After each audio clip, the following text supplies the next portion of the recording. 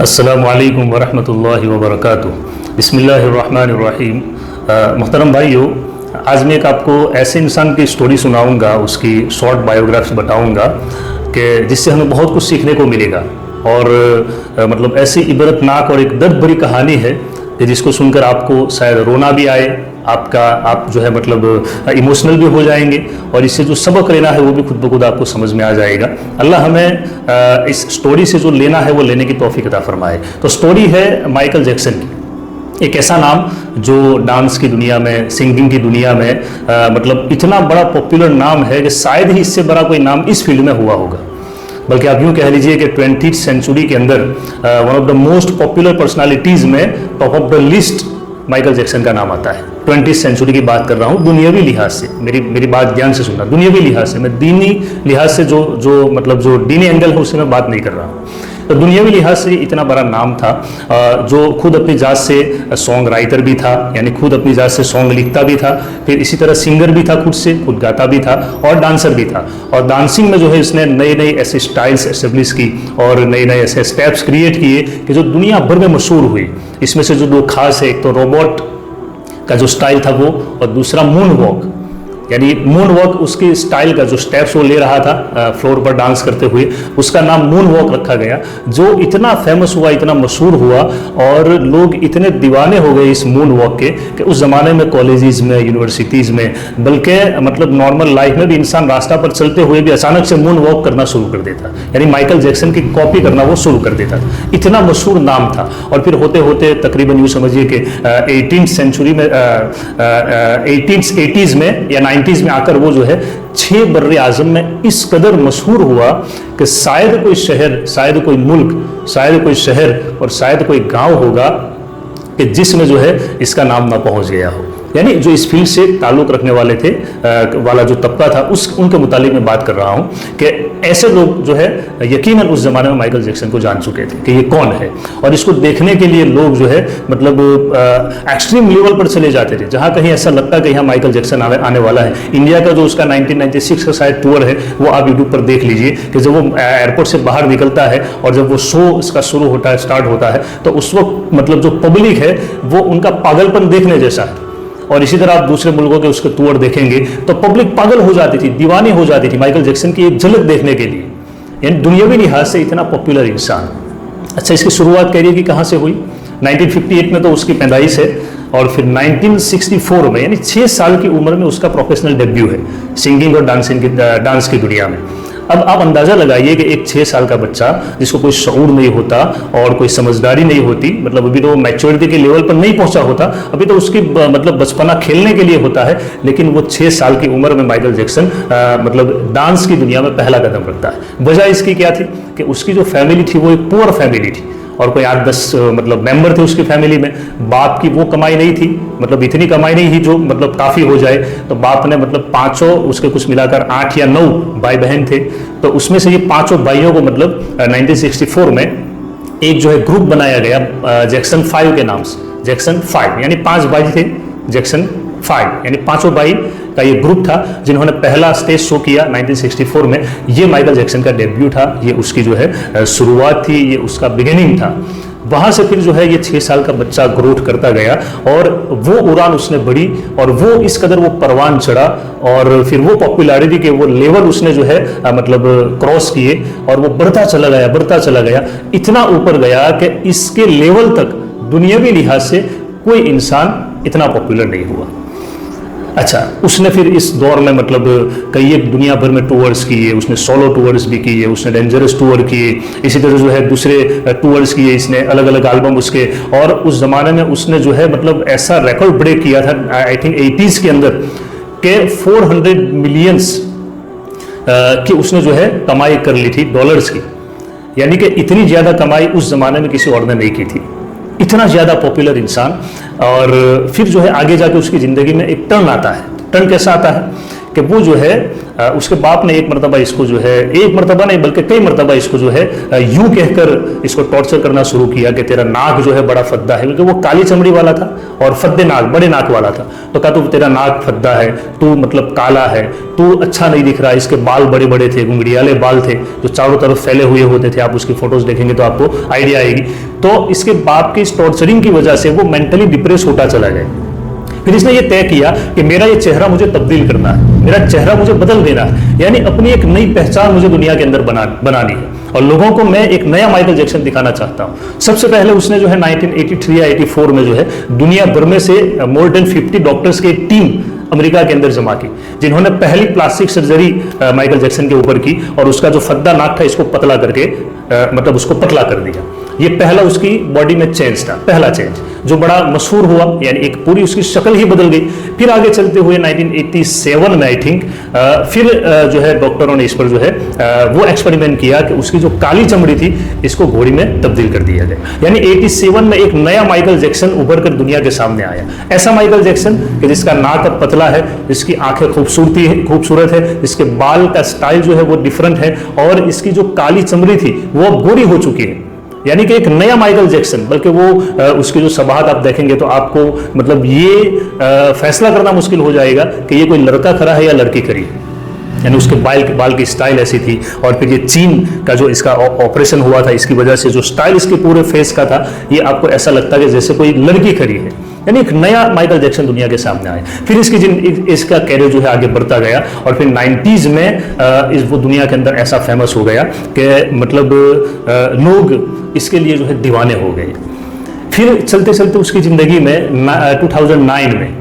2009 में वो जो है इंग्लैंड के अंदर इसका जो आखिरी जो मतलब दिस इज इट नाम का जो मतलब एल्बम था वो रिलीज करने वाला था और उसके परफॉर्मेंस की पूरी तैयारियां हो चुकी थी, बल्कि इसका रिहर्सल भी हो चुका था।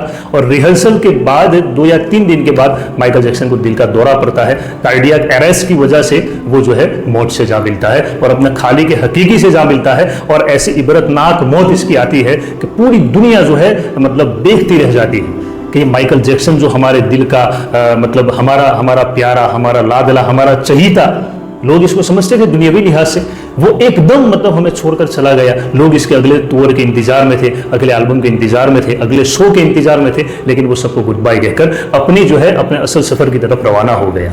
तो ये थी उसकी शॉर्ट स्टोरी जो मैंने आपको सुनाई, यानी इसको आप तारुफ समझ ली। अब इसकी जिंदगी का दूसरा एक पार्ट है जो मैं आपको सुनाना चाहता हूँ, जो बड़ा इंटरेस्टिंग है और यहाँ से हमें एक मतलब जबरदस्त आप यूं कह लीजिए लेसन हमें हासिल करने की जरूरत है, एक इबरत हासिल करने की जरूरत है। माइकल जैक्सन ने दो चीजों पर मेहनत की सबसे ज्यादा। एक तो अपने आप को चेंज करने में, यानी वो काले से गोरा हो गया, फद्दे नाक में से पतले नाक वाला हो गया। जो उसका चेहरा मतलब दिखने में इतना खूबसूरत नहीं था, इसको चेंज करके पूरा जो है खूबसूरत चेहरा बना दिया गया। ये एक चेंज करने में तो वो बड़ा कामयाब रहा। दूसरी इसकी तमन्ना ये थी कि मैं बड़ी लंबी जिंदगी जीऊंगा, यानी वो मतलब जाहिरी असबाब को सामने रखते हुए उसने ये सोचा कि इंसान जो है अच्छी ग़िज़ा खाएगा और अपनी हेल्थ की जो है पूरी फिक्र रखेगा और एक केयरफुल लाइफ जिएगा और इसी तरह जो है मतलब दूसरे जितने भी पहलू से बचना है वो सारे पहलू से बचता रहेगा तो उसकी ज़िंदगी लंबी हो सकती है। अब उसको ये शायद नहीं मालूम था कि ज़िंदगी तो ना मेरे हाथ में ना आपके हाथ में है, वो तो अल्लाह के हाथ में है। वो जिसको चाहे ज़िंदगी दे, वो जिसको चाहे मौत दे। तो माइकल जैक्सन ने दूसरा ये एक्सपेरिमेंट अपनी लाइफ में किया कि उसने जो है वो तमाम असबाब इख्तियार करना शुरू किए, वो तमाम रिसोर्सेज को टच में मतलब आना शुरू हुआ कि जिसकी वजह से उसकी ज़िंदगी का जो ग्राफ है वो बढ़ सकता है, उसकी ज़िंदगी की जो बाउंड्री है वो बढ़ सकती है। यानी उसके बकौल वो ये समझता था कि इसी यानी कि इन असबाब को इख्तियार करने की वजह से मेरी ज़िंदगी बड़ी हो जाएगी। और वो मतलब एक रिवायत के मुताबिक कि वो 150 साल जीने की तमन्ना रखता था। अच्छा, फिर इसके लिए उसने क्या किया कि इसके लिए उसने जो है सबसे पहले तो एक बड़ा लाखों रुपए का एक ऑक्सीजन ओरिएंटेड बेड तैयार करवाया। यानी वो उसी बेड के अंदर सोता था, ऑक्सीजन वाला बेड, यानी प्योर ऑक्सीजन उसको मिलती रहे, जिसकी वजह से जो है अंदर की जो उसकी सिस्टम है वो उसमें खराबी ना आए और वो जो है अंदर से हेल्थी रहे तो अंदर से हेल्थी रहने की वजह से उसकी उम्र बढ़ सकती है, ये उसका नजरिया था। तो उसने ऑक्सीजन वाला बेड तैयार करवाया, रोजाना उसी के ऊपर सोता। 12 डॉक्टर की टीम हमेशा उसके इर्द गिर्द जमा रहती, यानी वो अगर सफर में जाता, हजर में होता, घर में होता, बाहर होता, इवन के उसको सोने तक की आखिरी घड़ी तक डॉक्टर उसके साथ रहते और उसका पूरा चेकअप दिन में जो है 2-3 मरतबा होता। उसके मतलब जिस्म के सारे पार्ट्स और सारे आजा को चेक किया जाता, उसकी आंखें देखी जाती, उसका कान देखा जाता, इसी तरह जिस्म के दूसरे पार्ट्स को चेक किया जाता, उसका मतलब ब्लड प्रेशर चेक किया जाता। तमाम चीजें जो भी हेल्थ को मेंटेन रखने के लिए की जाती है, वो सारी चीजें वो उसके साथ की जाती।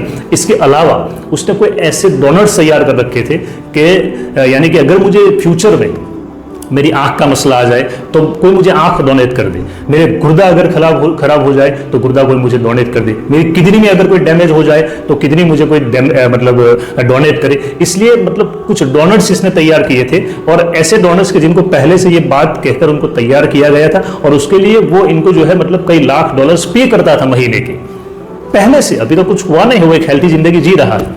इसके अलावा मतलब ये सारी तैयारियां उसने कर रखी थी, लेकिन फिर भी जो होना था वो हो गया। अच्छा, इसके अलावा अब मुझे और आपको सोचने का ये मकाम है कि इतनी ज़्यादा एहतियात करने वाला एक इंसान जो दस्ताने पहनकर बाहर निकलता था। हमने तो ये मास्क लगाना और दस्ताने पहनना, ये तो ये कोरोना की वबा आने के बाद मैंने आपने जाना, लेकिन माइकल जैक्सन 80s के अंदर यानी 85, 86 की आप उसकी जो है वीडियोस देखेंगे तो उसमें वो जो है दस्ताने पहनकर बाहर निकलता नजर आएगा। लोगों से हाथ मिलाता था, दस्ताने पहने हुए होते थे, मास्क लगाकर निकलता था, यानी इतनी एहतियात वो उस जमाने में करता था। इसके पीछे की वजह क्या थी, जो मैंने अभी बयान फरमाई कि वो 150 साल जीने की ख्वाहिश रखने वाला इंसान था। लेकिन ये सारी एहतियात के बावजूद भी इंसान जो है, एक दिन 2009 की एक रात आती है, और वो ऐसी तारीक रात होती है माइकल जैक्सन के लिए कि वो सो जाता है अपने ऑक्सीजन वाले बेड के ऊपर, और सारे डॉक्टर्स उसका चेकअप भी कर लेते हैं। चेकअप के बाद जो है उसे सुला देते हैं, और फिर वो ऐसा सो जाता है कि फिर वो कभी उठने का नाम नहीं लेता। डॉक्टर इसको उठाने की कोशिश कर रहे हैं, उसके अपने उसको उठाने की कोशिश कर रहे हैं। इवन कि जिस हॉस्पिटल में इसको ले जाया गया सुबह 4 या 5 बजे, हॉस्पिटल के अतराफ में इतने लोग जमा हो गए, लोगों को पता नहीं था कि हमारा इतना मतलब जो चहीता माइकल जैक्सन है उसके साथ क्या हो गया है। लोगों का हुजूम जमा हो गया, फिर इतना हुजूम हुआ कि इसकी डेड बॉडी को हॉस्पिटल से निकालना मुश्किल हो गया। ऊपर हॉस्पिटल से ऊपर जो है मतलब छत पर हेलीकॉप्टर को बुलाया गया, वहां से उसकी डेड बॉडी को ले जाया गया। ये एक मतलब ऐसी ट्रेजेडी उसकी लाइफ में थी, और ऐसा मतलब एक ऐसा एंड था उसकी लाइफ का जो पूरी दुनिया की इंसानियत को एक बड़ा सबक और बड़ा लेसन दे गया। इसकी जिंदगी से, इसकी मौत से मुझे आपको लेसन लेने की जरूरत है। अब एक तीसरे पार्ट की तरफ मैं आना चाहूंगा। ये बड़ा इंटरेस्टिंग पार्ट है। माइकल जैक्सन जो है, जहां हम यूं समझते हैं और आमतौर पर इसी को बयान किया जाता है, यानी उसकी लाइफ के इसी हिस्से को बयान किया जाता है कि वो एक डांसर था, वो एक सिंगर था, और फिर जो है वो उसने अपनी चमड़ी तब्दील करवाई, उसने अपना चेहरा, उसकी जिंदगी के ये फैक्टर्स लोग बयान करते थे। एक पार्ट में उसका बयान करूंगा कि वो एक गोल्डन हार्ट रखने वाला इंसान, a man of golden heart. ऐसा दिल था उसका, मैंने पहले बताया ना, एक बच्चे की तरह उसका दिल था। ऐसा दिल था उसका कि वो लोगों के लिए मतलब अपना पैसा लुटाने के लिए तैयार रहता था, ऑर्फेंस के लिए यानी यतीम बच्चों के लिए। इसी तरह उसने अनाथ आश्रम बनवाए थे, मतलब बड़े एजेड लोगों के लिए। इसी तरह हॉस्पिटल्स उसने बनवाए, और जहां भी बीमारों के लिए, गरीबों के लिए जहां भी पैसा और डोनेशन की बात आती, वो हमेशा आगे रहता। बल्कि मैं आपको बताऊं 1991 में शायद उसका एक टूर हुआ था, वर्ल्ड टूर, जिसका नाम था डेंजरस।